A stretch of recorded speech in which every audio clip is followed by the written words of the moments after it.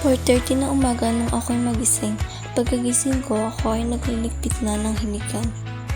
Pagkatapos nun ako ay naliligo na. At ako ay natapos ng maligo.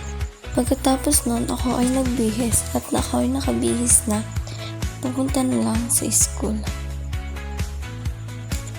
Ako ay nakabiyahe na at papunta na sa school para pumasok. Lunch na at pupunta na kami sa tindahan para bumili ng ulam.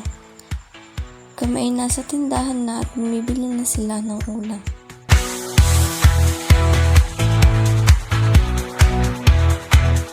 Pagkatapos namin bumili ng ulam, kami ay kumain na. By the way guys, ito ay naka-timelapse.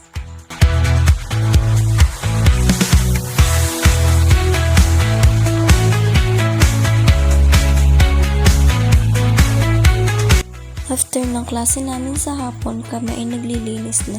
Siyempre, sa pagsipagan. Pagdating ng uwian, sabay-sabay kaming lumalabas ng gate. At hapon na naman guys, at pauwi na kami, galing school.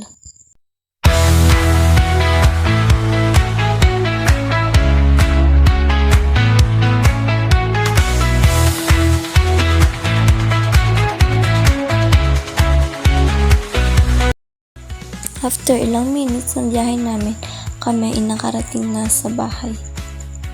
Pagkadating ko sa bahay, agad ako nag-ayos ng aking sarili at inayos ko ang aking mga gamit. Pagkatapos nun, ako ay nagbihis at naligo na. Ako ay nakakain na dyan at ako ay matutulog na. By the way, yun lang naman guys. Thank you for watching.